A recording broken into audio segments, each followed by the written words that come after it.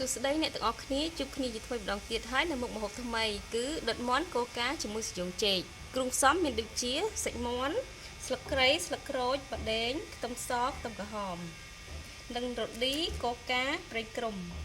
រីឯសាយ៉ងចេកវិញគឺយើងចិតត្រាំទឹកជាមួយនឹងទឹកអំពិលទុំឬទឹកក្រូចឆ្មាឲ្យវាចេញជាតិជ័រអស់កុំឲ្យវាខ្មៅរួមទាំងខ្លាញ់ជ្រូកផងដែររីឯគ្រឿងទឹកជ្រលក់ដែលយើងធ្វើទឹកត្រីកោះកុងមានដូចជាម្ទេសខ្ទឹមក្រូចឆ្មាស្ករប៊ីចេងអំបិលទឹកត្រីជាដំបូងយើងធ្វើការញាត់គ្រឿងចូលទៅក្នុងមាន់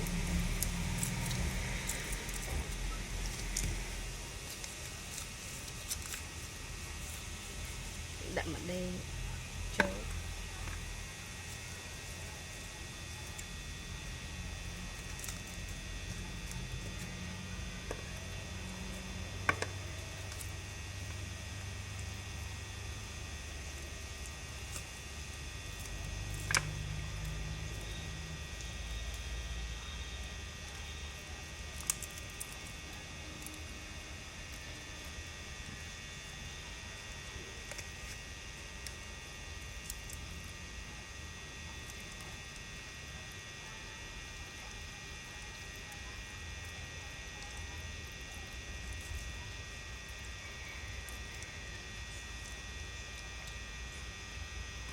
បន្ទាប់មកយើងចាក់ប្រេងក្រុំ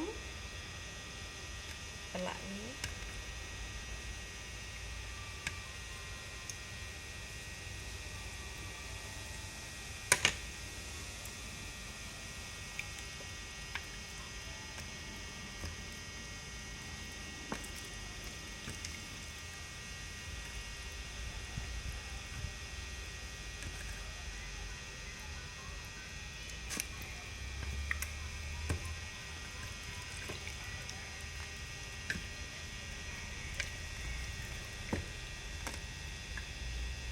បន្ទាប់មកយើងចាក់រ៉ូឌី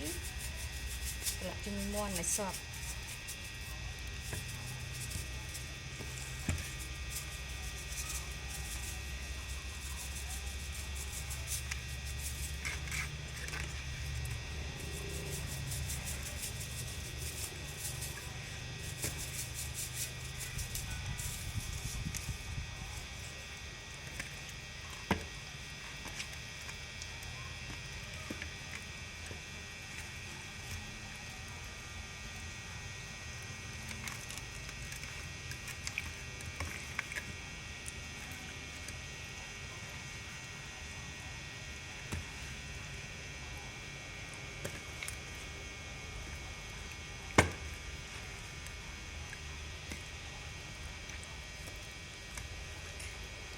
រួចរាល់ហើយតោះយើងទៅចម្អិនទាំងអស់គ្នា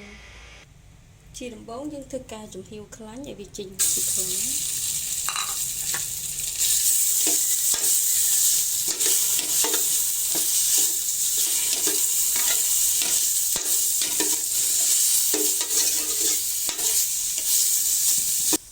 ឥឡូវខ្លាញ់យើងចេញអស់ហើយយើងធ្វើការស្រង់កាក់វាចេញមក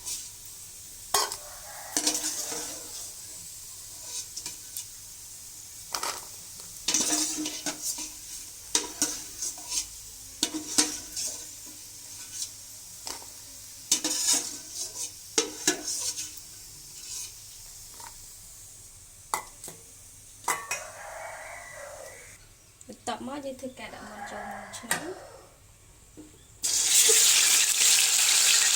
ន្ទាប់មកយើងច្រោកវាទៅឥឡូវមាន់យើងរៀងក្រៀមតិចហើយយើងធ្វើការចាក់ទឹកកាចូល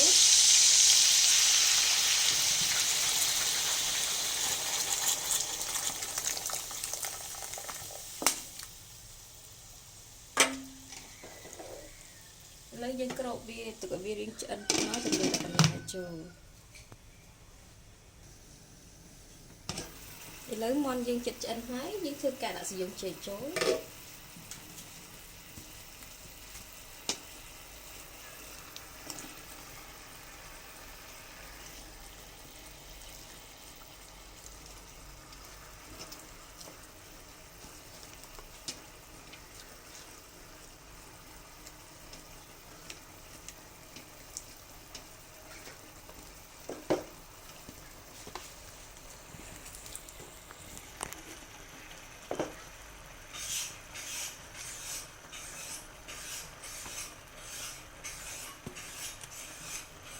មកយើងគ្របវាទុកចោលសិន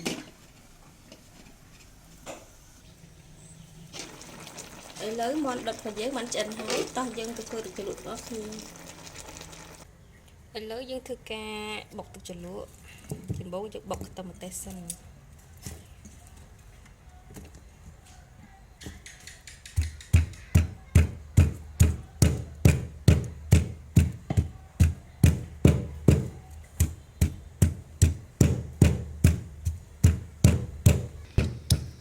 ឥឡូវខ្ទឹមម្ទេសយើងបានម៉ត់ហើយ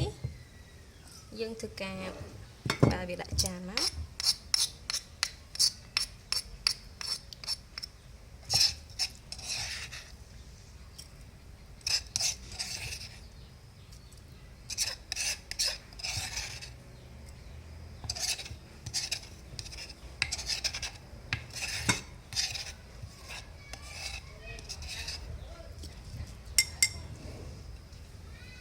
ធ្វើការចាក់ទឹកត្រីចូល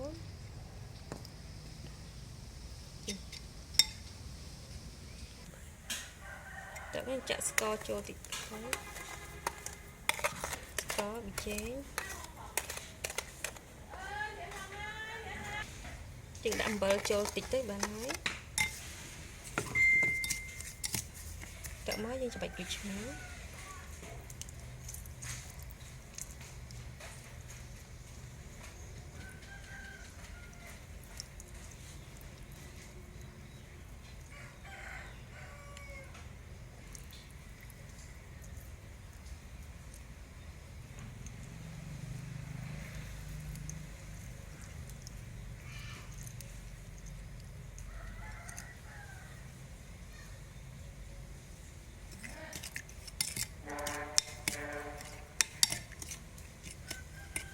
តមកយើងធ្វើការចាក់ទឹកឆ្អិនចូលតិចទៅ